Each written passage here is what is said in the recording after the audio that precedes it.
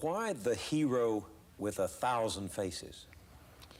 Well, because there is a certain typical hero sequence of actions, which can be detected in stories from all over the world and from many, many periods of history. Are there so many stories of the hero or of heroes in mythology? Well, because that's what's worth writing about.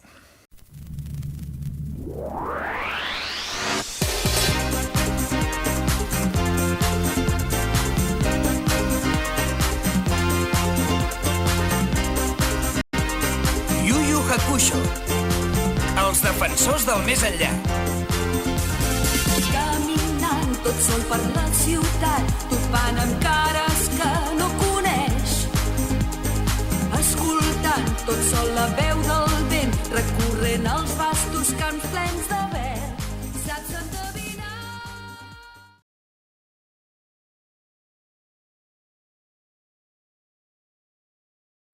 To those of you unfamiliar with the concept, maybe because you haven't ever had a 5-hour-long conversation with me, or because you don't spend the majority of your day reading about random stuff on the internet, there's an underlying structure to storytelling and character arcs. A structure that is present and can be followed step by step, either to frame the vast majority of narrative ever created, from classical mythology to modern superhero movies, or to create new stories from scratch, like if it was an instruction manual, as George Lucas did when filming the original Star Wars trilogy. Once you see it, you can't stop. It's everywhere. This structure is known as the hero's journey. I guess the obvious question would be why that happens, and why there are universal themes that seem to be recurrent inside of it. It could be that that's intended by the authors, that a majority of them have learned about it in some form and seek to replicate it, either consciously or by influence. Another explanation could be that the audience selects for it because of familiarity and because it works.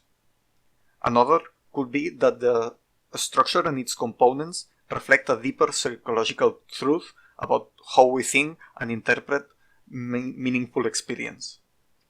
Another could be that there's a natural selection force between cultures, in which different forms of storytelling give certain advantages to those who adopt it.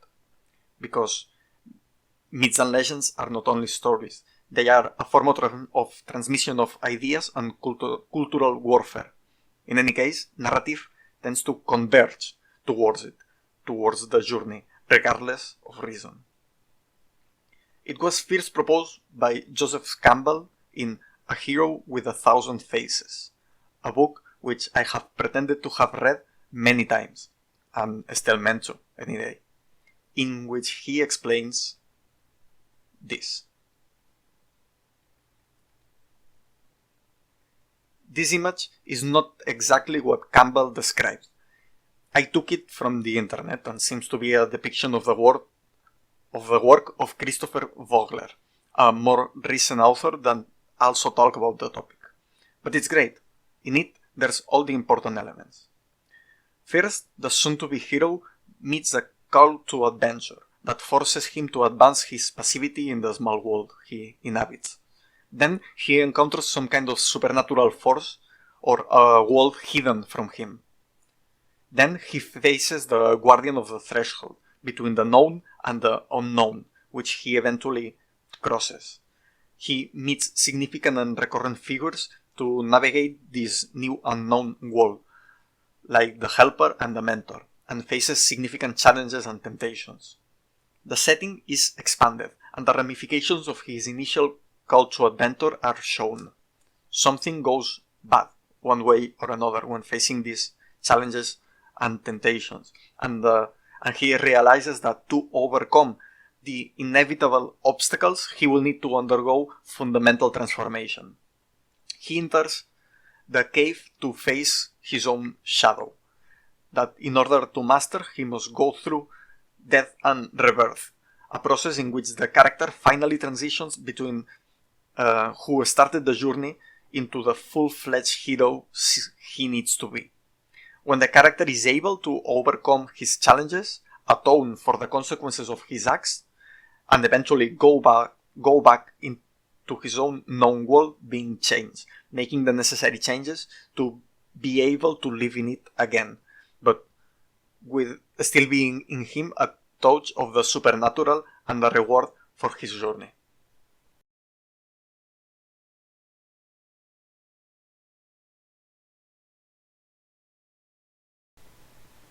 There's variations.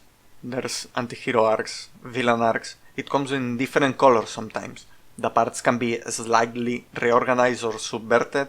The steps can be organized differently, explained differently, grouped differently, expanded in different proportions, with different emphasis in certain parts of it. But this is it. This is essentially it. You have now seen every movie and book on the market ever. Japanese manga is just another way to tell what is essentially the same story. Shonen is especially guilty of this. A point could be made that the cycle doesn't actually say anything. That if it's so successful at explaining stories, at framing them, it's because it's flexible enough to explain any possible story, if we torture it enough. You could also say that given that it exists, its existence is good or bad, restrictive or not. It seems that at its best, the cycle can be just a temporal blueprint, and what's important is what we fill the gaps with.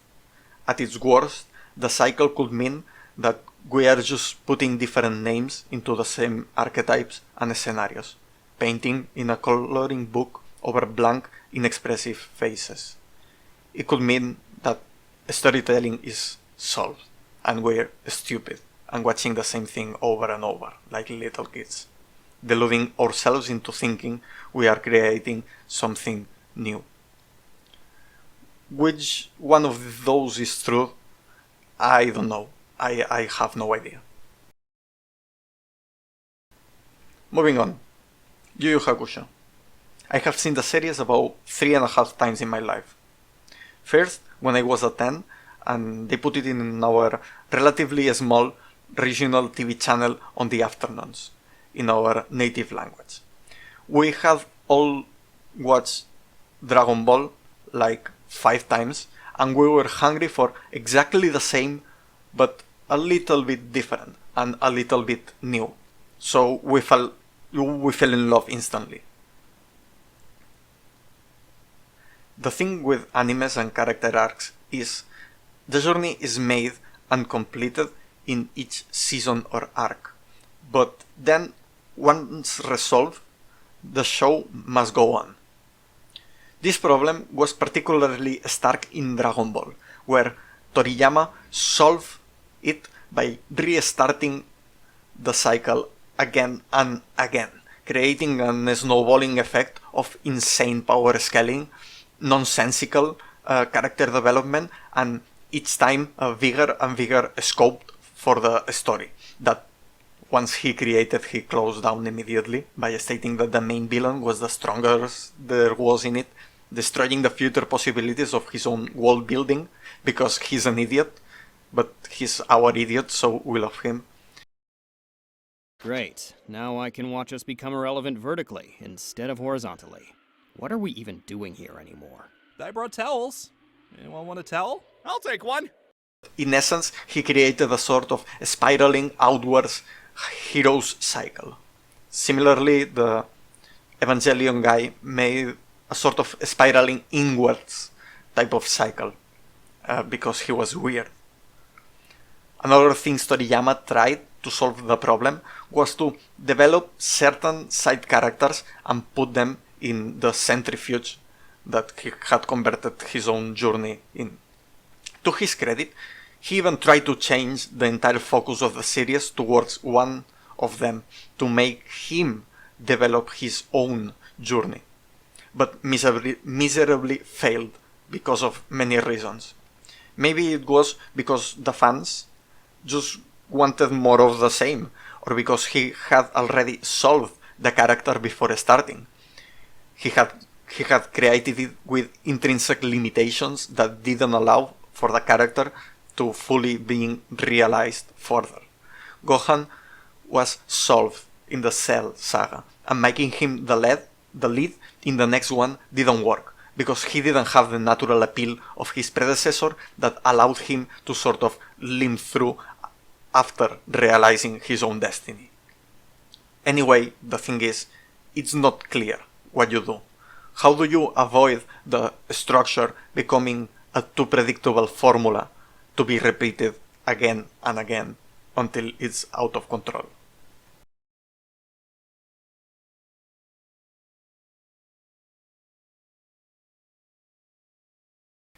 Maybe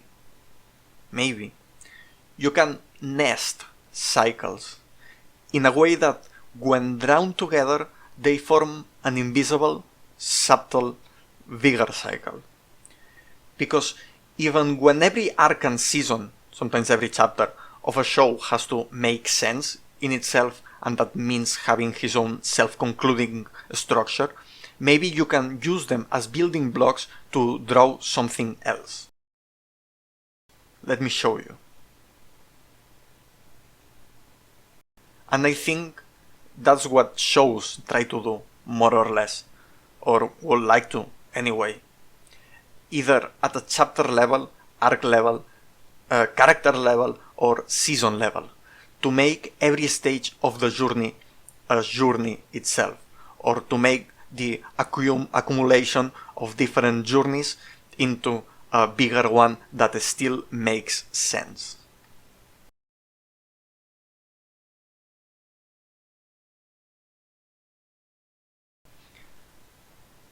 There's parts of the Yu Yu Hakusho anime, particularly about Yusuke Urameshi, that I never understood when I was little. Perhaps it was because Son Goku never faced the same kind of problems he did, or not enough of them.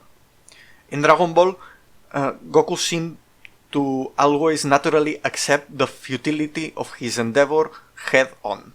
The man liked fighting and food, and that was it. Even if the author constructs for him the classical things to fight for, in some way we always knew that deep down, in a childish way, he never gave a crap. We knew his thirst for conflict contradicted his better angels, a conflict that only could be resolved by a certain brand of relatable stupidity. The necessary whimsical nature of the lead in shonen contrasted with the seriousness and stakes of the world-ending events. In Yu Yu Hakusho, the hero follows a more or less equal nihilistic fashion. Quickly, immediately, seems to drop out of it and starts to worry about things like friendship, family, and the fate of the world. The construction of the character, while still forcefully simple at times, try to build upon his decisions and what happens to him afterwards as a result of them. But that clashes with the needs of the scenarios being created. The story claims for an end to his character development that an endless series cannot provide, no matter how many new and bigger external threats you introduce for him to defeat, and how apparently valuable are the lessons he learns through the way. The last two arcs of Yu Yu Hakusho are usually dismissed as inferior, seen as an unnecessary continuation or as a departure from the more narratively pure and classical Dark Tournament arc, to which eventually the author seems to want to return to. But precisely in the last arc of them all, the main character, in the apocalyptic climatic combat showdown between him and what could be considered the main villain of the arc, the hero gets hit just once in the face, is knocked down, and just stays there.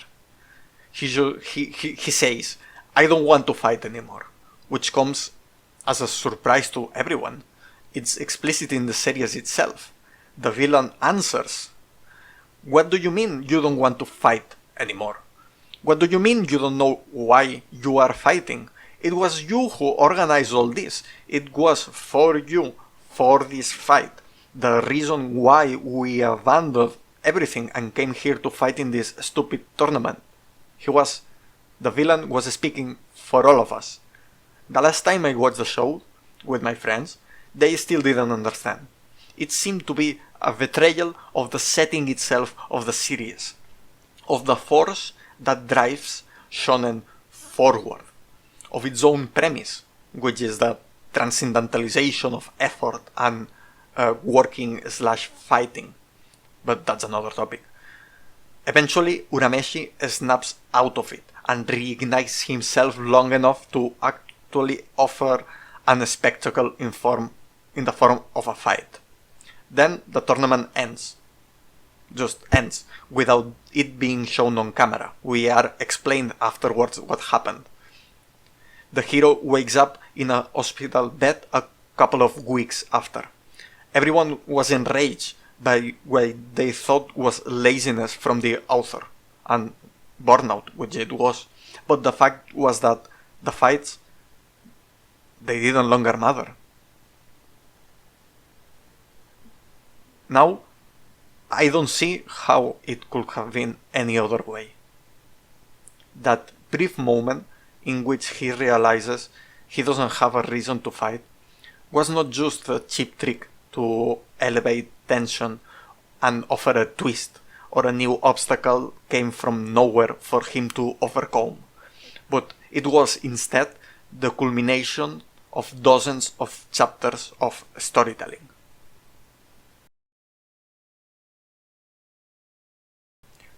One, Spirit Detective Saga. Yusuke dies. After completing some trials, accompanied by a waifu material version of death, he is resurrected. He becomes an spirit detective, and the setting is expanded. He meets his friends, meets and becomes his mentor's apprentice. He realizes he is in much bigger shit he could have ever imagined, gets invited to a tournament. Getting into it, and he knows it, would mean to possibly irreversibly separate himself from his formal world forever. 2. Dark Tournament Saga. They go to the tournament. Former enemies now become friends. They win rounds learning valuable lessons, but the enemy is too much. In order to win, he needs to reach a transcendental transformation. Same goes for Kurama and more or less Hiei, the rest of the cast. He enters a literal and metaphorical cave in which not only his physical prowess, but also his mental fortitude and spiritual will is put into test. The mentor dies as a result to protect him and give him his knowledge and power. Then the finals to the tournament follow. There's additional sacrifice and apotheosis. Victory. They save the world and get rewarded with a wish. 3. Chapter Black Saga. This one is hard. I will argue that this arc is not about the development of Yusuke, but about Sensui and Rubalcaba. Sensui acts like a villain or anti-hero, but it's essentially Yusuke's shadow. What could have been or what could be. Things about the future of the main hero get hinted at, but he's not the focus. Also, he dies and resurrects again, showing in part the absurdity of trying to repeat the same formula over and over. Sensui, the villain, first acts like he has a plan and something to achieve, and the cast tries to stop it. But eventually, he himself reveals that he only wants to fight and to eventually die. He once was also an spirit detective, like Yusuke, and too much fighting had led him to become a killing machine. Fittingly, almost a third of the saga takes place in a cave. 4. freaking saga. Yusuke realizes he no longer fits in the human world. Sensui was right. There's nothing to fight at. There's nothing to fight for. No call for adventure, but his own inability to conform. The transformation he once needed to overcome his enemies has made himself one of them. So he abandons his own world and goes back to the infernal one, where there's conflict to be had and obstacles to overcome, because that's the only way he knows how to live now. The narrative drifts from him from a while, developing the journey of his friends. Eventually, he organizes a tournament, he imposes a tournament, and fights in it. Loses, goes home. ¿Casarse? Jenny no puede casarse. ¿Por qué no? Es inteligente, es inesperado. Pero los espectadores no quieren ver eso. Lo inteligente les hace sentirse estúpidos y lo inesperado hace que sientan miedo. Atención, McNeil. Su inesperado plan de casarse nos asusta. Nos robó el corazón siendo una abogada soltera y soltera debe permanecer. Y si no... ¿Lo ves? La audiencia no quiere ver algo que sea original. Quiere ver lo mismo que ha visto ya tropecientas veces. ¿Qué quieres decir, Fry? Háganme caso. Mientras otros vivían su vida, yo malgastaba la mía viendo la tele, porque en el fondo sabía que algún día eso me ayudaría a salvar el mundo. Además, habría perdido la baja laboral si salía de casa. Y leyendo los cartelones. It's the cycle. It's there. Step by step. The mentor was the mentor. The call to adventure was a call to adventure. The supernatural aid was supernatural aid. The cave was literally a cave. If this doesn't blow your mind, I don't know what will. You can do the same with almost any hero in any work of fiction. Try it with Frodo, with Aragorn, with Luke Skywalker, with Elsa, with Neo, with Gilgamesh, with Christ, with Muhammad, with Shrek. Here, the last saga was actually Act 3, not Act 2, where he has to surpass the obstacles. Him actually fighting non-stop and eventually winning the tournament, that would be actually the bad ending for the series.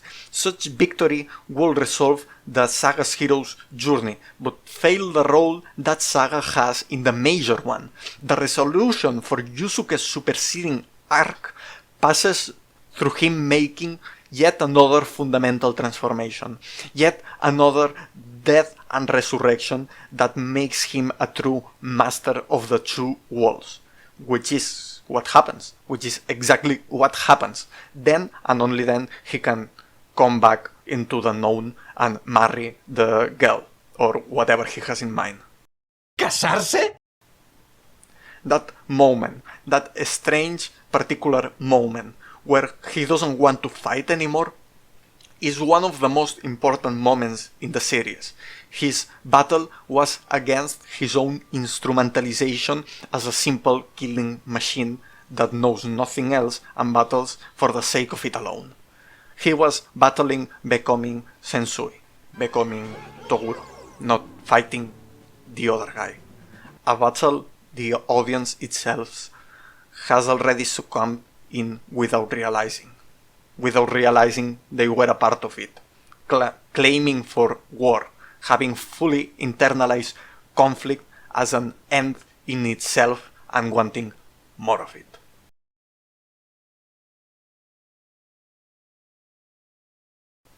Not all stories dare venture into the unknown. A lot of them just have the hero defeat the villain and they call it a day. Some try to complete the cycle, to subvert it, to nest in it, to explore inside of it with a lantern, the same way the daring adventurer they are writing about itself will do. We subvert characters, heroism, mentorship, the settings, but we never seem to break free from the attraction force of the cycle itself. Some try to look outside, only to find they are just perpetuating it in a bigger brown paper. Some try to explore outside, recognizing the cycle itself as a lie and trying to draw a continuation after it. One Punch Man is an example of such subversion. Logan, another one. What happens when the journey is over? That's a good question to ask. Lots of people have tried. Tales of Symphonia and Golden Sun, and I'm sure others before, turned the former heroes into the new villains, before being cowards and reconciling them at the end because it was just a misunderstanding in a scene with lots of hugs and kisses. But most of the time, those efforts to subvert it fall into the cycle itself, or are just stories with a twist that never seem to kind of work for themselves. Tolkien tried, in his moment, to draft a sequel to Lord of the Rings. But he never could. He didn't even see the point of it, even. The fundamental conflict had been resolved, and he, being the master at the journey that he is, couldn't see past it. And it's not the only question to ask, the question to what happens when the journey is over. Is the whole notion of transformation wrong? Is there ideology in the cycle itself, not only in what it contains? What if the hero fails? What assumptions have to be made for the cycle to work? What will the journey of an elf or any immortal creature look like? How does it changes people? Does it create impossible narrative expectations about how life ought to be? Because the journey is not only a sequencing and pattern of happenings, but very much an emotional journey as much as a physical one.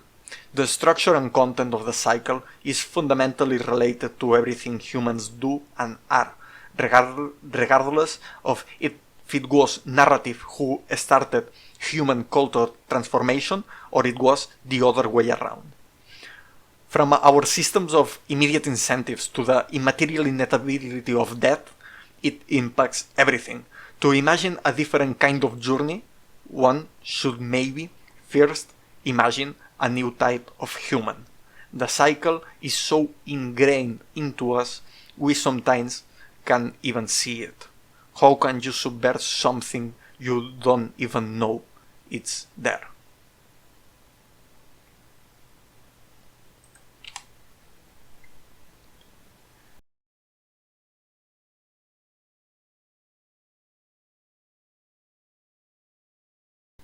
Yu Yu Hakusho, like any other work of fiction, tackles some of those questions, but it also shies away from other ones.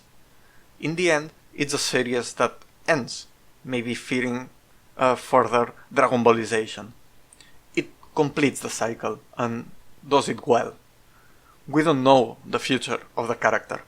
We don't know if he still has the will to fight, if he can truly live in this old world of his, if he has something to give to it, but it feels like a resolution. At the end of the day, the objective of any work is to entertain, to make more money than what it takes to produce, not necessarily to solve meta-narrative existential problems that seemingly only matter to a handful of people in the world.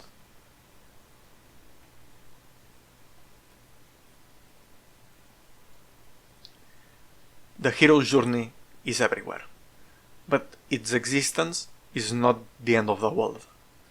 We have to train ourselves to see beyond the medium, beyond established notions of storytelling, to identify what is good and what is the same.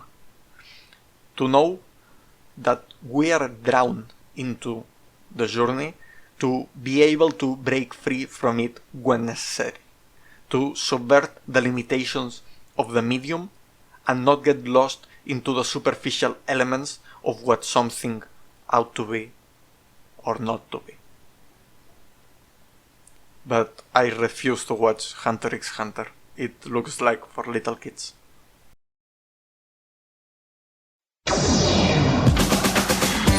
dins del mirall que es va trencar i trobo el teu rostre estimat. Et veig plorar, perquè el que vols no ho pots aconseguir. Per què no em dius a qui crides? És algun noi que no t'estima.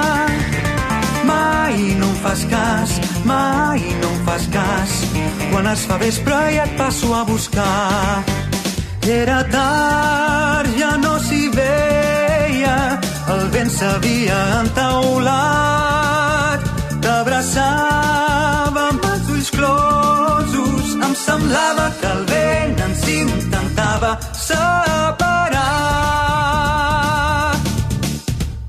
No perdis la fe, trobaràs aquell que busques i per fi coneixeràs l'amor. Jo recordaré com ploraves, les mentides que em deies, tot allò que